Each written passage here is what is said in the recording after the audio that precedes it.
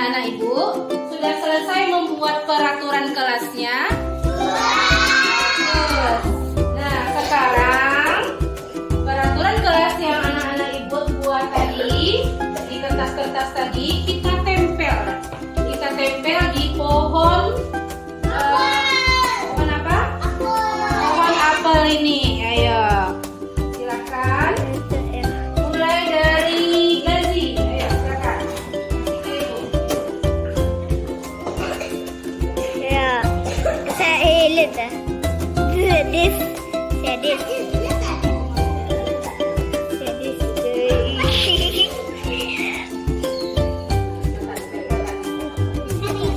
Terus, siapa lagi? Silakan Kisha.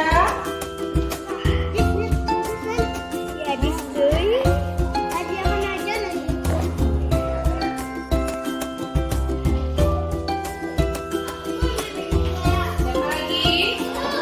Ini urutan ya. Urutan.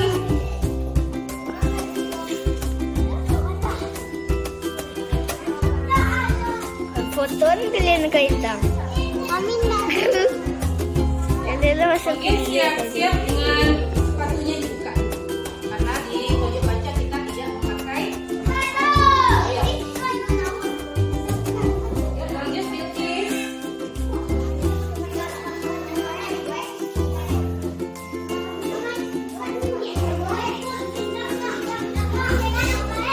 Satu jam lah.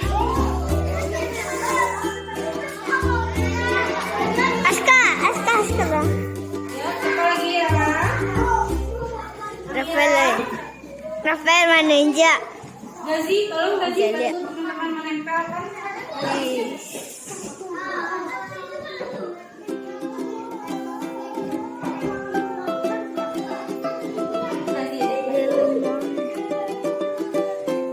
Oh, ini juga bisa mungkin bantu temannya nempelin.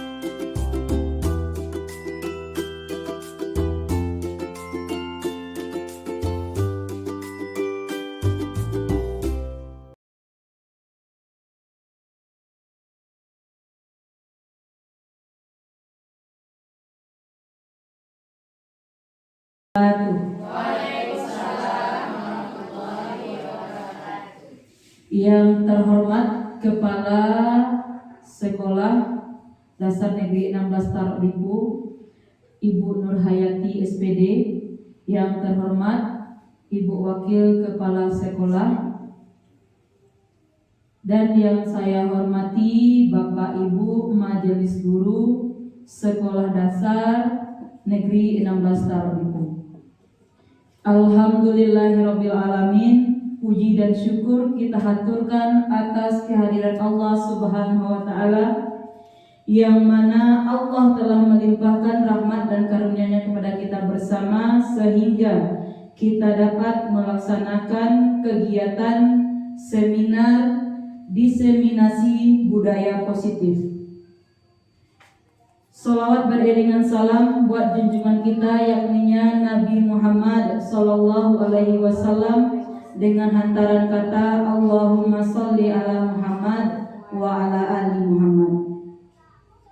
Baiklah, adapun rangkaian acara kita pada kali ini, yang pertama yaitu pembukaan, yang kedua lagu Indonesia Raya, yang ketiga berdoa, dan yang keempat kata sambutan dari kepala sekolah, dan dilanjutkan dengan acara seminar diseminasi budaya positif.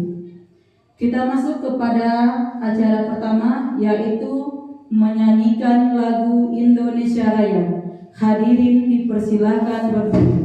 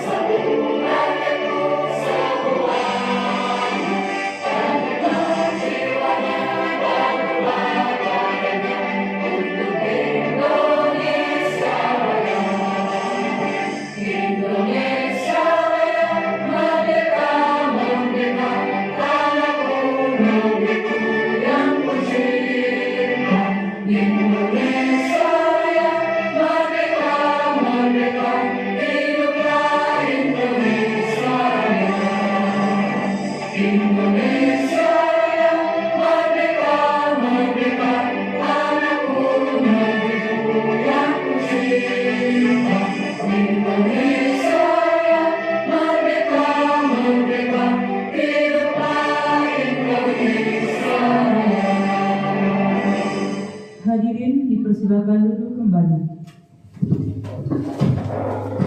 Selanjutnya, pembacaan doa yang akan dipimpin oleh Bapak Yufrianto. Kepada Bapak Yufrianto disilakan.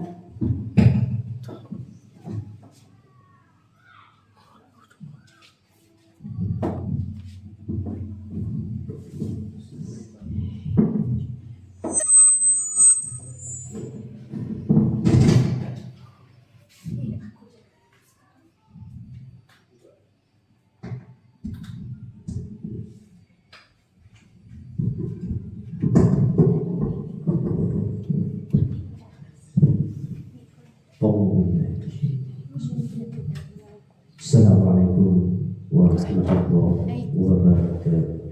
Waalaikumsalam warahmatullahi wabarakatuh. Nauzubillahi minasyaitonir rajim. Bismillahirrahmanirrahim. Alhamdulillahirabbil alamin wal 'aqibatu lil muttaqin. Wassalatu wassalamu ala asyrafil anbiya'i wal mursalin wa ala alihi wa ashabihi ajma'in. Hamdan syakirin, hamdan na'imin, hamdan ya'mahu kafi maziddah. Ya Rabbana lakal hamdu kama yanbaghi li jalalika wa li 'azimi sultanika. Allahumma ighfir lil mu'minina wal mu'minat wal muslimina wal muslimat al ahya'i minhum wal amwat bi rahmatika ya arhamar rahimin.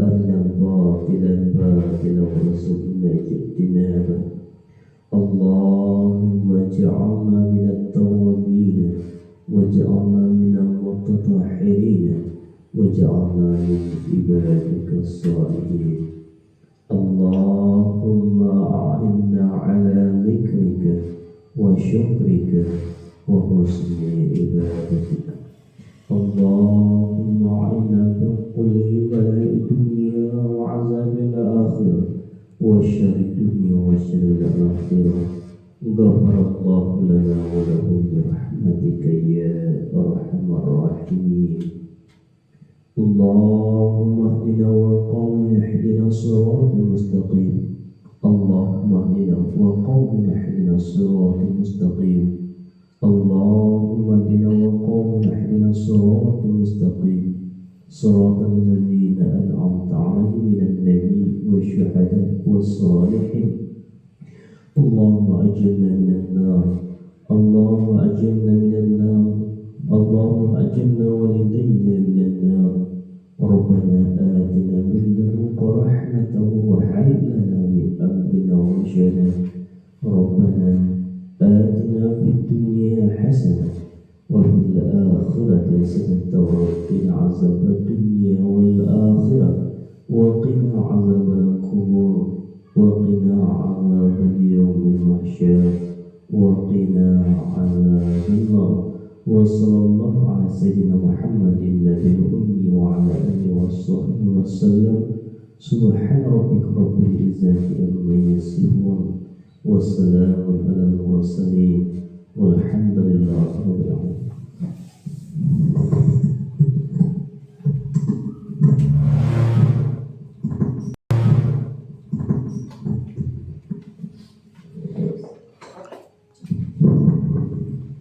Terima kasih kita ucapkan kepada Bapak Frianto yang telah membacakan doa di hadapan kita bersama.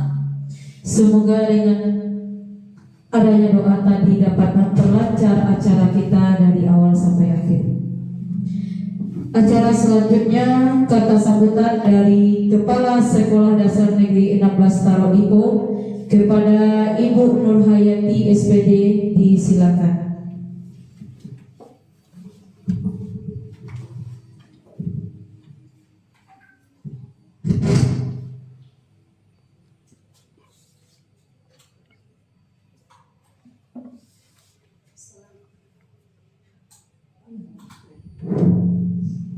Assalamualaikum warahmatullahi wabarakatuh. Yang terhormat Wakil Kepala Sekolah SD 16 Tarodipo, yang terhormat Bapak Ibu Majelis Guru SD 16 Tarodipo, pertama dan utama sekali marilah kita panjatkan puji syukur kehadirat Allah Subhanahu wa taala yang telah melimpahkan rahmat dan karunia-Nya kepada kita bersama sehingga kita dapat berkumpul di ruangan ini dalam acara diseminasi guru penggerak SD 16 Tarodipo.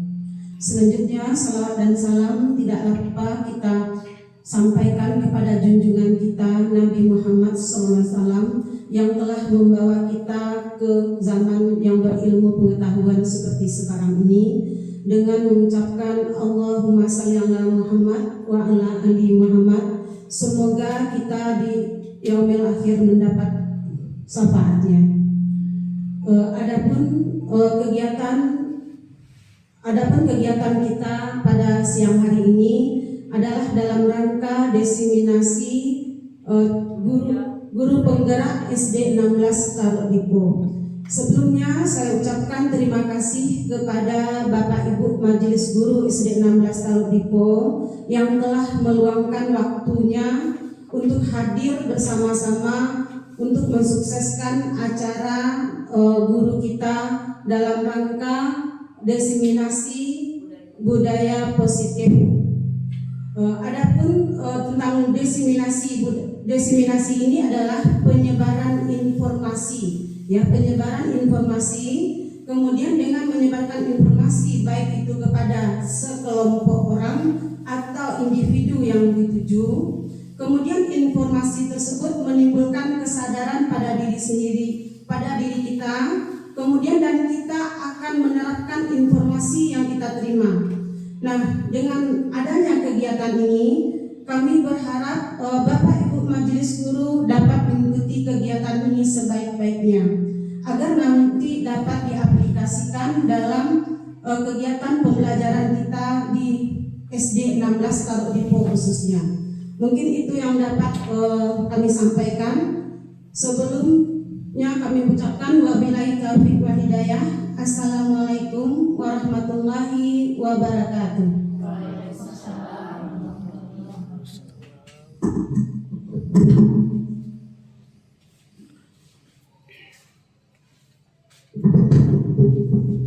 Terima kasih kita ucapkan kepada Ibu Kepala Sekolah kita yang telah memberikan kata sambutannya di hadapan kita bersama.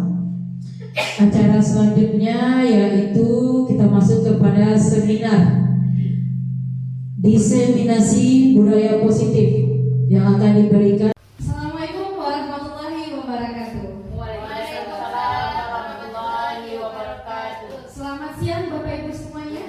Apa kabar? Baik ya, senang sekali saya bisa menjadi pembawa acara pada kegiatan diseminasi aksi nyata 1.4 atas nama Ibu Sylvia Pitaloka. Terima kasih telah menghadiri.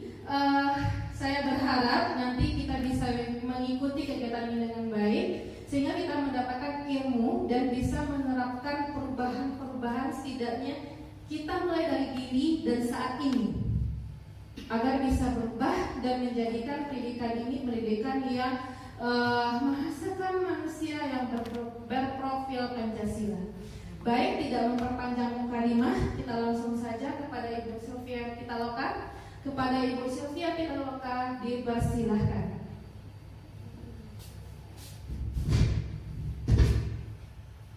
Terima kasih.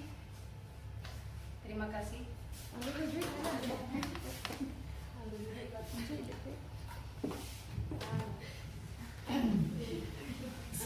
Terima kasih kepada moderator untuk waktu dan tempat. Puji syukur kita ucapkan atas kehadirat Allah Subhanahu wa Ta'ala yang telah membawa kita dari alam kegelapan ke alam yang penuh ilmu pengetahuan seperti saat ini. Salawat dan beriring salam tak lupanya saya panjatkan kepada junjungan Nabi besar Muhammad Sallallahu Alaihi Wasallam. Allahumma sholli ala Muhammad wa ala ali Muhammad, yang telah membawa kita dari alam kegelapan ke alam yang penuh ilmu pengetahuan seperti saat ini. Terima kasih kepada Ibu Kepala Sekolah SDN 16 Taruk Dipo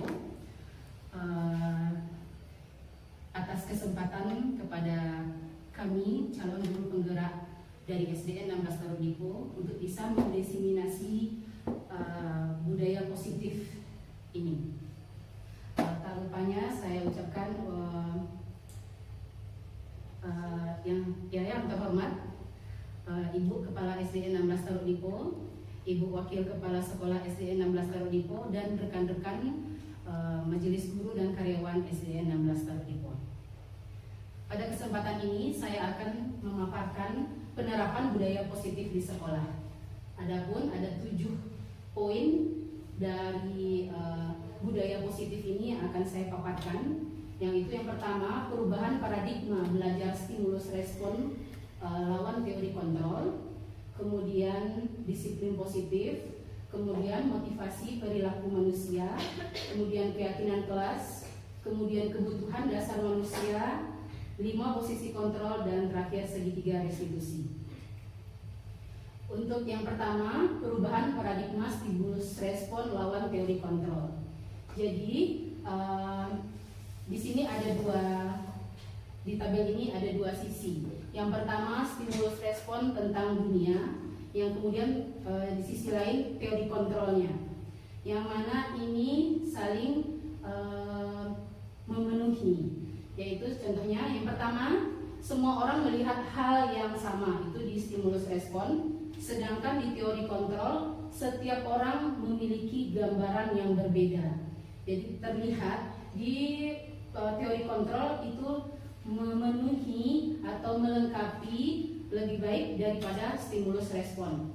Kemudian contoh kedua, orang lain bisa mengontrol saya. Jadi pada awalnya kita berpikir orang lain bisa mengontrol saya. Di teori kontrol, hanya Anda yang bisa mengontrol diri Anda. Nah itu bisa kita terapkan dalam kehidupan kita. Kemudian contoh ketiga, model berpikir menang atau kalah. Itu untuk stimulus respon yang pertama. Untuk teori kontrolnya yaitu model berpikir menang-menang. Next, motivasi perilaku manusia.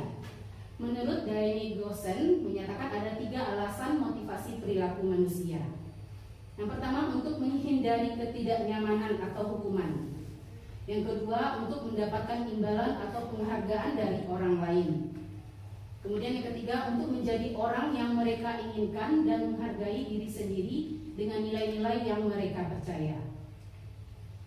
Nah, tujuan dari disiplin positif adalah menanamkan motivasi yang ketiga pada murid-murid kita, yaitu untuk menjadi orang yang mereka inginkan dan menghargai diri sendiri dengan nilai-nilai yang mereka percaya. Ketika murid-murid kita memiliki motivasi tersebut, mereka telah memiliki motivasi intrinsik yang berdampak jangka panjang. Motivasi yang tidak akan terpengaruh pada adanya hukuman atau hadiah. Mereka akan tetap berperilaku baik dan berlandaskan nilai-nilai kebajikan karena mereka ingin menjadi orang yang menjunjung tinggi nilai-nilai yang mereka hargai. Next, keyakinan kelas, hukuman, dan penghargaan. Nah, mengapa keyakinan kelas? Mengapa tidak peraturan saja? Nah, coba Bapak Ibu ada yang masih ingat peraturan di kelasnya? Bagaimana Bu Bulan? Mungkin tentang kebersihan? Tidak boleh membuang sampah sembarangan, itu contoh dari peraturan kelas. Ya Bu Nurul, apalagi mengenai peraturan kelas? Yang kalau Bu Bulan tidak boleh membuang sampah, ya. Jadi membuang sampah harus pada tempatnya. Bu Nurul mungkin mengenai keamanan kelas? Iya, bagus sekali. Tidak boleh datang terlambat. Ya Bu Putri? Tidak boleh meribut di kelas. Tidak boleh meribut di kelas. Nah, itu peraturan kelas. Itu peraturan kelas. Nah, sekarang kita inginnya mengapa keyakinan kelas? Kita inginnya keyakinan kelas, tidak peraturan kelas lagi. Nanti kita jawab. Yang kedua, mengapa adanya keyakinan kelas? Penting untuk terbentuknya sebuah budaya positif. Yang ketiga, bagaimana mewujudkan sebuah keyakinan kelas yang efektif? Nah, ini dia. Menurut dosen, suatu keyakinan akan lebih memotivasi seseorang daripada dari dalam atau memotivasi secara intrinsik. Seseorang akan lebih tergerak dan bersemangat untuk menjalankan keyakinannya daripada hanya sekedar mengikuti serangkaian peraturan. Nah, kemudian setelah seseorang memiliki keyakinan akan suatu hal, maka dia akan terbiasa melakukan hal-hal baik yang telah diyakini tersebut. Kemudian pernyataan keyakinan kelas dibuat dalam bentuk positif. Nah, misalkan tadi buanglah sampah pada tempatnya, datanglah tepat waktu. Nah, itu kalau itu adalah aturan. Kalau keyakinan kelasnya kita lebih pendekkan lagi bahasanya. Mungkin kita kalau buanglah sampah pada tempatnya, peduli. Nah, itu keyakinan kelas. Jadi anak-anak kita yakini dia harus peduli. Peduli untuk membuang sampah pada tempatnya, peduli untuk datang tepat waktu. Nah, kemudian bisa jadi komitmen. Jadi komitmennya anak-anak kalau sudah di kelas peraturannya tadi datang tepat waktu. Nah, komitmen dia jam 7.30 atau 7.15 sudah datang di sekolah. Nah, jadi bahasa-bahasa keyakinan kelas itu tidak terlalu banyak, pendek, dan bentuknya positif. Misalnya disiplin, komitmen, sopan santun, ya begitu kalau keyakinan kelas. 25 kebutuhan dasar manusia. Nah, di sini kebutuhan dasar manusia adalah kebutuhan bertahan hidup, cinta dan kasih sayang, penguasaan, kebebasan, dan kesenangan. Lanjut, pertanyaan pengantin. Ibu Ambar, guru wali kelas 2A di SD Pelita Hati, sedang bingung menghadapi ulah salah satu murid di kelas Meloni. Beberapa anak di kelas 2A telah datang padanya dan mengeluhkan Doni yang seringkali meminta bekal makan siang mereka dengan paksa. Jika Anda menghadapi situasi seperti Ibu Ambar, apa yang akan Anda lakukan? Menurut Anda kira-kira apa alasan Doni melakukan hal itu? Nah, jadi di sini si Doni ini ambil makanan temannya. Nah, ini kita lihat apa-apa saja yang menjadi alasan si Doni ini mengambil makanan temannya. Yang pertama, untuk kebutuhan bertahan hidup. Ya, memang si Doni ini tidak makan dari rumah. Jadi alasan si Doni mengambil makanan temannya yaitu kebutuhan bertahan hidup. Jadi kebutuhan dasar yang sedang berusaha dipenuhi Doni adalah kebutuhan untuk bertahan hidup. Sehingga kita sebagai guru bagaimana untuk menghadapinya. Kemudian yang kedua, kebutuhan terhadap untuk diterima. Mungkin saja di rumah si Doni ini tidak dikasih makan sama ayah, atau dikasih makan sama ayah dan ibunya tapi kurang perhatian ya, kurang perhatian. Jadi dia ingin si Doni ini cari perhatian lah ya, cari perhatian di sekolahnya. Kemudian yang dalam kasus di atas, apabila Doni menjawab alasannya mengambil bekal temannya karena dia merasa senang temannya jadi memperhatikan dia, ketika temannya melaporkan tindakan itu sehingga orang tuanya jadi memperhatikan dia. Jadi anak-anak yang kita panggil orang tuanya ke sekolah itu sebenarnya bisa jadi itu adalah mencari, dalam kutip, mencari perhatian gitu. Kemudian penguasaan atau kebutuhan pengakuan atas kemampuan. Kebutuhan ini berhubungan dengan kekuatan untuk mencapai sesuatu. Nah, dalam kasus di atas, apabila jawaban Doni merasa hebat, kenapa kamu ngambil makanan kamu? Ya, saya hebat, saya bangga, saya berani. Nah, itu adalah kebutuhan pengakuan atas kemampuan. Nah, ini kebutuhan akan pilihan. Ini jika jawaban Doni ini dia merasa bosan. Bosan saya Bu, bekal saya telur ke telur Bu. Jadi makanya saya ambil makanan teman saya Bu. Nah, ini ibu, jadi dia mengambil makanan temannya dengan alasan ini, kebutuhan akan pilihan. Nah, kesenangan, kebutuhan untuk merasa senang. Jadi bila si Doni ini melakukannya, ya iseng-iseng aja Bu, biar lihat temannya nangis Bu, biar lihat temannya takut Bu. Nah, ini melihat ini untuk kesenangan. Jadi si Doni mencari kebutuhan untuk merasa senang. Oke, lanjut. 5 posisi kontrol. Menurut Dayani dosen, ada 5 posisi kontrol yang diterapkan seorang guru. Nah, yaitu ada penghukum, itu yang paling bawah ya. Itu posisi kita yang paling bawah. Pembuat orang merasa bersalah, teman, pemantau, atau manajer. Nah, manajer ini posisi yang paling baik. Nah, jadi itu tingkatannya ya. Kalau ibaratnya kita sudah berada di posisi yang ketiga, banyak teman-teman merasa di posisi ketiga, yaitu merasa menjadi teman. Sebenarnya teman-teman itu sudah bagus, sudah berada di posisi yang ketiga, jenjang ketiga. Teman-teman sudah menekan diri untuk tidak membuat anak-anak menjadi merasa bersalah. Teman-teman sudah membuat anak-anak kita tidak dihukum. Jadi menjadi teman itu sudah bagus sebenarnya. Tapi alangkah baiknya kita tingkatkan lagi posisi kita menjadi posisi manajer. Nah, ya, bisa kita lihat. Ini 2, ini 3 posisi teman, ini posisi 4 monitor, ini posisi manajer. Kita harapkan kita berada di posisi ini, yaitu posisi mentor, di mana guru berbuat sesuatu bersama dengan murid, mempersilahkan murid mempertanggungjawabkan perilakunya, mendukung murid agar dapat menemukan solusi atas permasalahannya sendiri. Seorang manajer telah memiliki keterampilan di posisi teman maupun pemantau, dan dengan demikian bisa jadi di waktu-waktu tertentu kembali kepada kedua posisi tersebut bila diperlukan. Jadi di posisi manajer ini, kita misalnya ada anak yang sedang bermasalah, kita panggil, kita dekati dia dengan wajah yang bersinar-sinar, wajah yang penuh senyuman. Kita tanyakan, mengapa kamu setiap ibu panggil? Apa yang anak ibu lakukan? Jadi kita sebagai manajer aja, kita yang memantik pertanyaan. Kira-kira kalau itu yang kamu lakukan, apa bagusnya solusinya? Jadi kita tidak ikut campur dari bagaimana anak itu mengambil keputusan. Kita semua hanya menjadi manajer. Lanjut, di manajer, murid diajak untuk menganalisis kebutuhan dirinya maupun kebutuhan orang lain. Di sini penekanan bukan pada kemampuan membuat konsekuensi, namun dapat berkolaborasi dengan murid bagaimana memperbaiki kesalahan yang ada.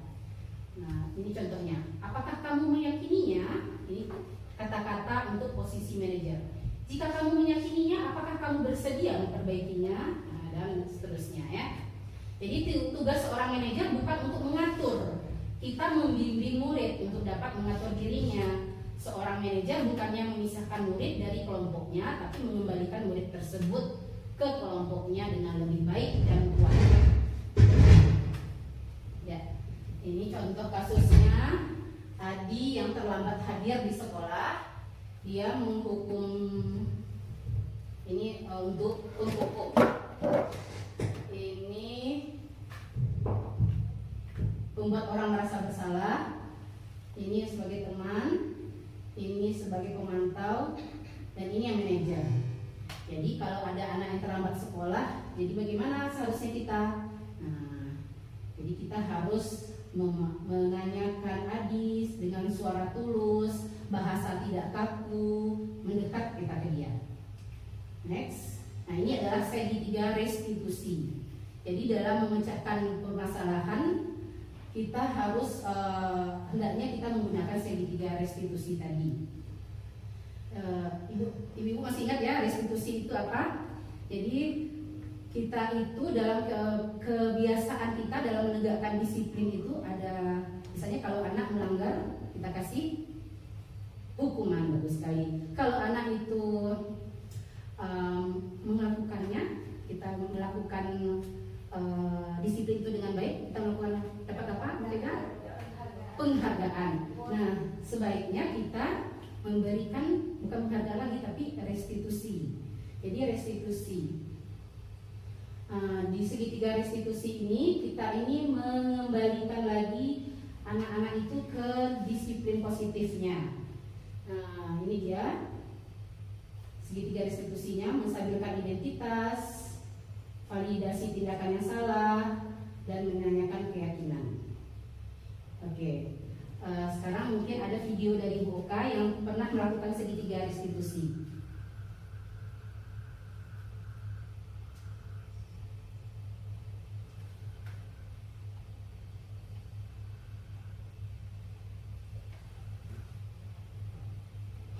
Kamu pakainya apa?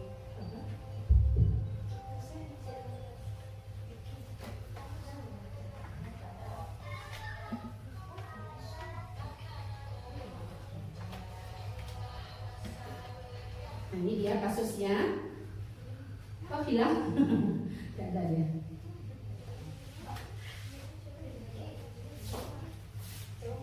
Ya, bisa dibantu Pak Diki.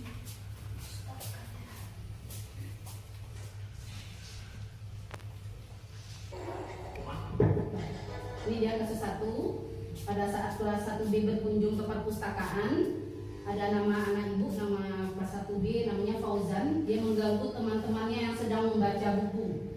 Sebagai guru, kita harus menyelesaikan masalah itu dengan baik menggunakan tahapan segitiga restitusi. Tolong lanjutkan videonya. Kita tonton bersama-sama. Ini dia si Fauzan itu. Dia sedang di jadwal perpustakaan. Dia mengganggu teman-temannya yang asik membaca. Nah, bagaimana cara kita sebagai guru untuk menghadapi ini? Apakah kita jadi posisi penghukum? atau pemberi rasa bersalah, sebaiknya manajer ya Bapak Ibu ya.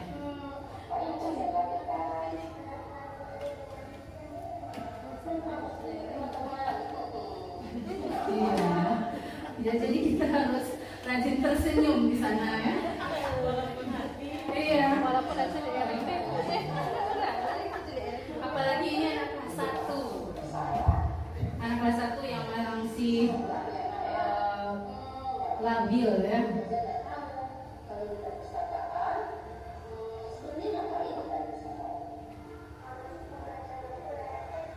Sebenarnya dia tahu ya di pustaka itu harus membaca buku dengan tertib. Tapi kita ingatkan lagi.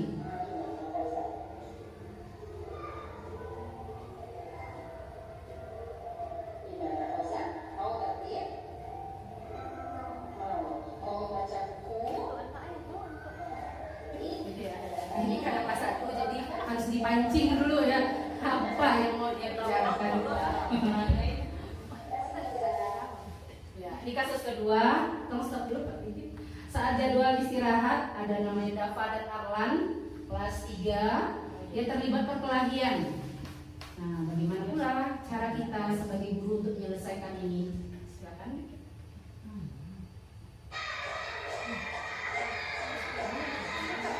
Luar biasa kita mempunyai kesilat.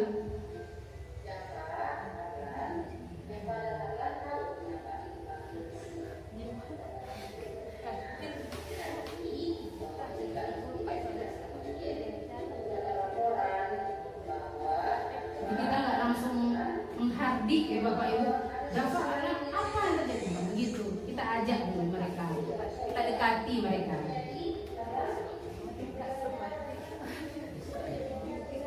Kita aja senyum-senyum melihatnya, apalagi anak kita, dia pun merasa terbuka ketika kita menanyakan ini.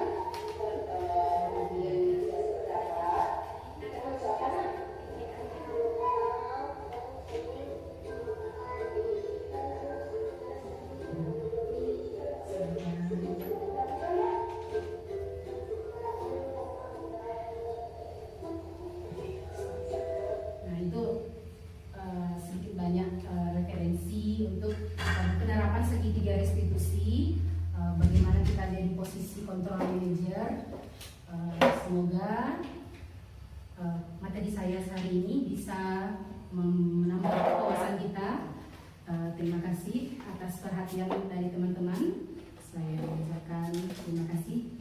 Wabillahi taufiq wal hidayah. Wassalamualaikum warahmatullahi wabarakatuh.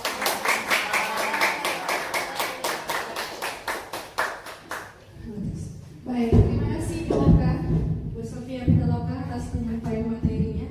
Sangat bermakna ya Bapak Ibu ya. Langsung dengan video-video keadaan aktualisasi kenyataannya sehari-hari. Baik, alhamdulillah. Terima kasih. Insyaallah kita terapkan Bapak Ibu ya. Mulai hari ini kita berusaha berubah diri walaupun perubahan tidak bisa serta-merta seperti kalau kita dalam pandangan. Tapi setidaknya dari hati kita ada perasaan ingin berubah. Tidak hanya stuck dengan sikap dan pemikiran kita bahwa kita hanya sebagai guru teacher center, tidak. Tapi jadikanlah berhamba pada murid. Berhamba maksud di sini bukan kita menjadi pelayan mereka menjadi tuan, tidak. Tapi berhamba maksud di sini bagaimana kita menjadi seorang guru pemenuh kebutuhan mereka dalam mencapai ilmu pengetahuan dan karakter, sehingga mereka bisa menjadi pelajar berprofil Pancasila. Sekian diseminasi dari Ibu Sylvia Petaloka. Apabila ada salah-salah kata saya sebagai pembawa acara, mohon maaf. Saya akhiri dengan wabillahi taufiq wal hidayah. Assalamualaikum warahmatullahi wabarakatuh.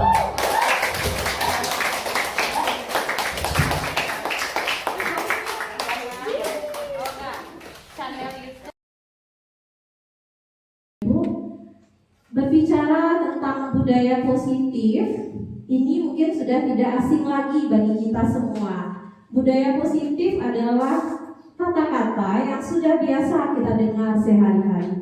Namun, Bapak dan Ibu, apakah kita tahu kenapa budaya positif ini dimunculkan lagi untuk kembali diingatkan oleh para guru kepada anak didiknya, terutama bagi kita sekolah dasar yang merupakan dasar dan fondasi utama di dalam dunia pendidikan. Jika kita berbicara tentang budaya positif, kira-kira apa yang bisa kita ingat dengan kata budaya positif, Bapak dan Ibu? Kebiasaan. Ya, bagus. Terima kasih Bu Yos. Ada kebiasaan positif, benar sekali yang disampaikan Bu Yos. Jadi pada materi budaya positif ini ada beberapa poin yang akan coba kita sampaikan. Yang pertama yaitu perubahan paradigma belajar stimulus respon dengan lawan yang yaitu teori kontrol. Kemudian disiplin positif, kemudian motivasi perilaku manusia, kemudian keyakinan kelas, kemudian kebutuhan dasar manusia, kemudian 5 posisi kontrol, dan poin terakhir yaitu segitiga restitusi. Baiklah Bapak Ibu, kita di dunia pendidikan selama ini mengenal adanya paradigma belajar stimulus respon. Mungkin Bapak Ibu semuanya sudah tahu paradigma ini. Nah, ini adalah paradigma sebelumnya yang kemudian dibandingkan oleh teori kontrol. Jadi Bapak dan Ibu, kalau pada stimulus respon itu memandang realitas atau kebutuhan manusia itu sama. Sementara sebenarnya menurut teori kontrol, realitas atau kebutuhan kita itu berbeda. Semua orang melihat hal yang sama pada paradigma stimulus respon. Pada teori kontrol, setiap orang memiliki gambaran yang berbeda atau sudut pandang yang berbeda. Pada stimulus respon, kita mencoba mengubah orang agar berpandangan sama dengan kita. Padahal menurut kontrolnya, kita berusaha memahami pandangan orang lain tentang dunia. Perilaku buruk dilihat sebagai suatu kesalahan pada paradigma stimulus respon. Pada teori kontrol, semua perilaku memiliki tujuan. Orang lain bisa mengontrol saya, itu paradigma stimulus respon yang kita tahu selama ini. Sebenarnya hanya kita sendirilah yang bisa mengontrol diri kita. Pada stimulus respon, saya bisa mengontrol orang lain, itu pikiran kita selama ini. Padahal sebenarnya menurut teori kontrol, kita tidak bisa mengontrol orang lain. Berikutnya, pemaksaan ada pada saat bujukan gagal pada stimulus respon.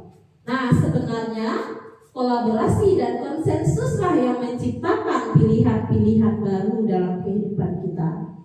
Kemudian lagi yang terakhir, pada paradigma stimulus respon, model berpikir menang atau kalah. Sedangkan pada teori kontrol tentang dunia, model berpikir adalah menang-menang, tidak ada yang kalah atau menang-menang. Ini biasanya dikenal dengan istilah win-win solution. Nah, jadi Bapak dan Ibu, ini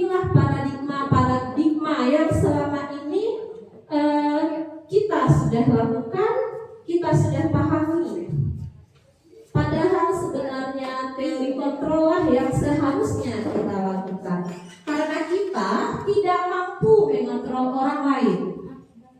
Mungkin ada kalanya kita ada mampu mengontrol anak pikiran kita, namun sebenarnya kenapa kita bisa mengontrol anak sehingga anak patuh kepada kita?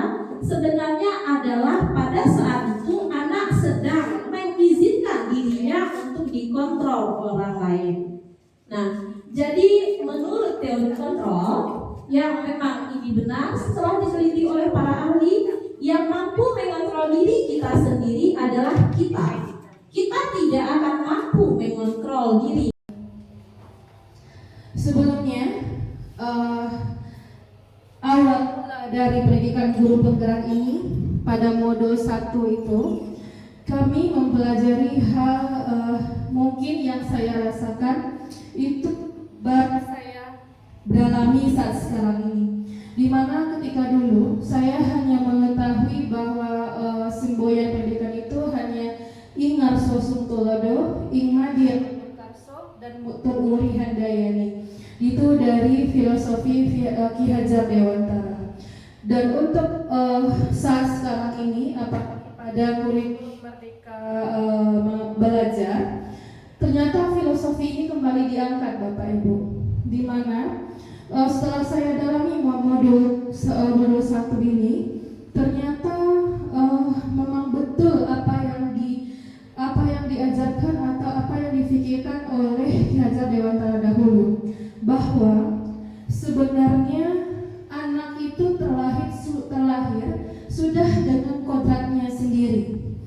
Ada kodrat alam dan ada kodrat zamannya. Jadi mungkin seperti saya sudah mengajar di sekolah ini selama 12 tahun.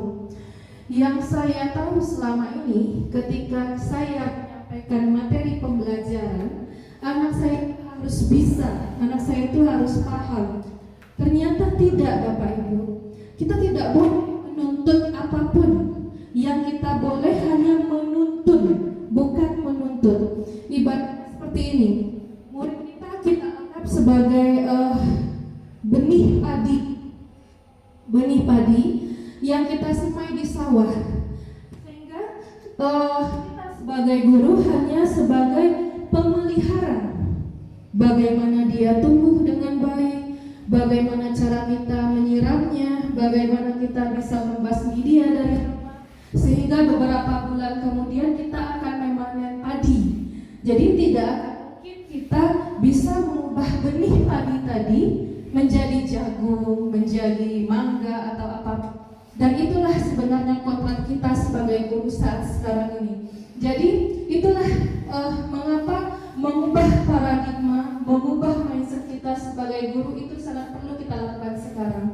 Jadi memang ketika saya menjalani pendidikan guru penggerak ini, memang ada perasaan bersalah di hati ini, perasaan bersalah di batin ini, karena selama ini saya merasa saya sebagai guru menuntut supaya murid-murid saya bisa, sehingga kalau mereka nggak bisa, saya jadi panik, saya merasa gagal menjadi seorang guru. Ternyata itu salah.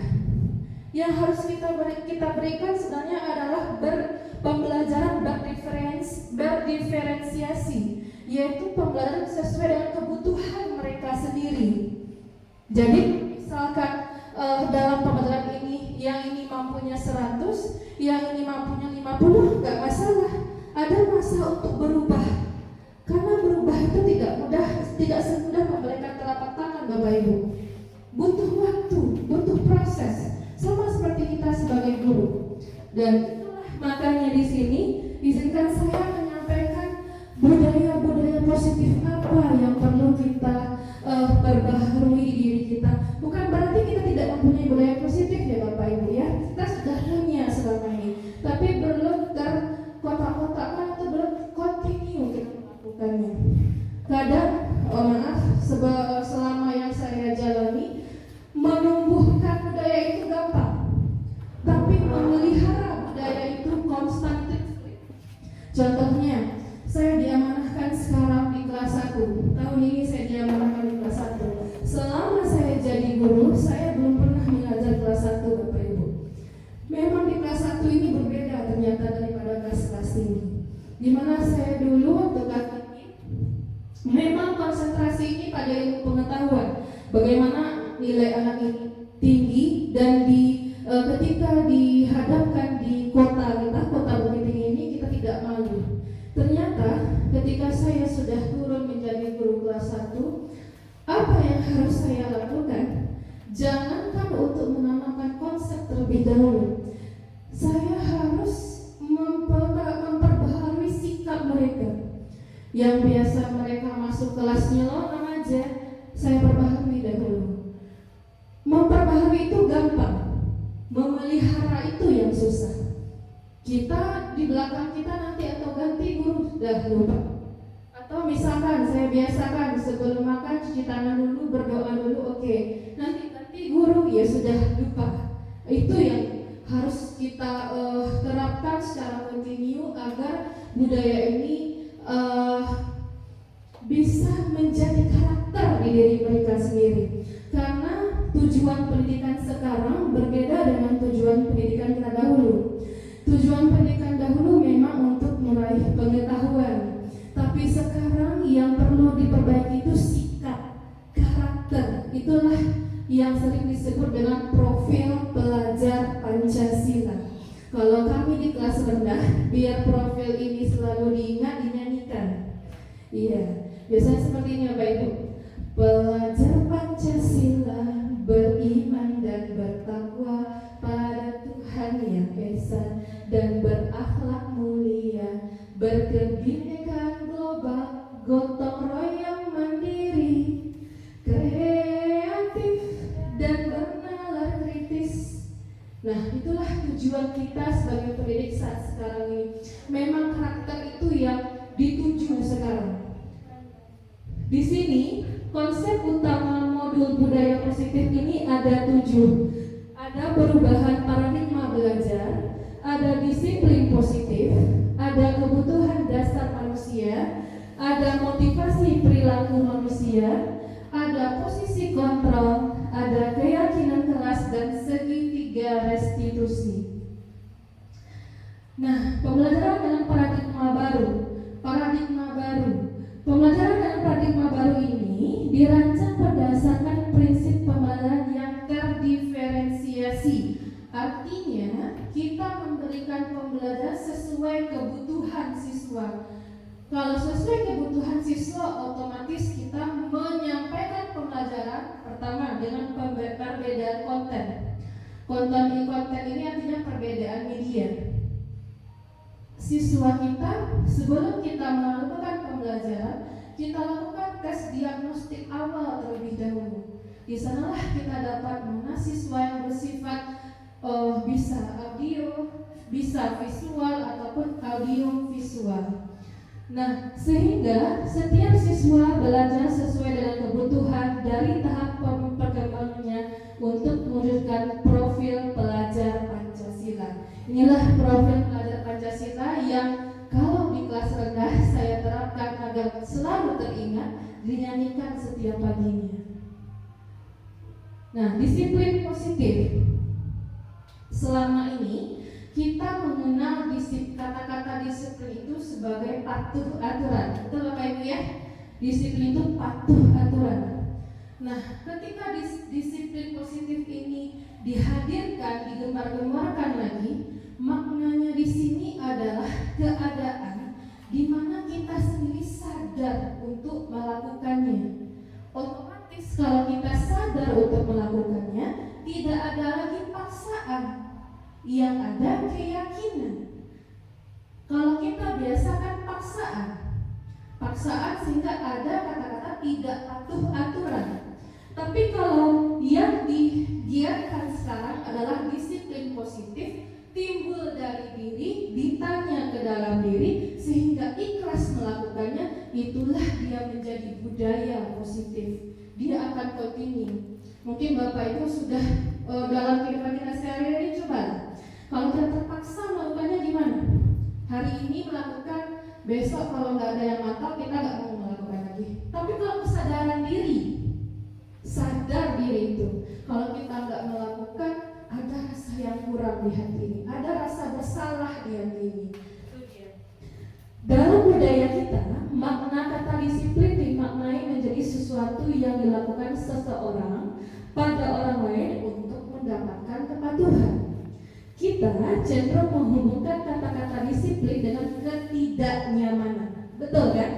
Kadang apa yang jadi aturan kita nggak jadi nyaman. Nah, itu dia yang selama ini. Disiplin sebagai pendidik, tujuan kita adalah menciptakan anak-anak yang memiliki disiplin diri sehingga mereka bisa berperilaku dengan mengacu pada nilai-nilai kebajikan, nilai-nilai kebajikan universal dan memiliki motivasi intrinsik bukan ekstrinsik. Kebajikan, nilai-nilai kebajikan universal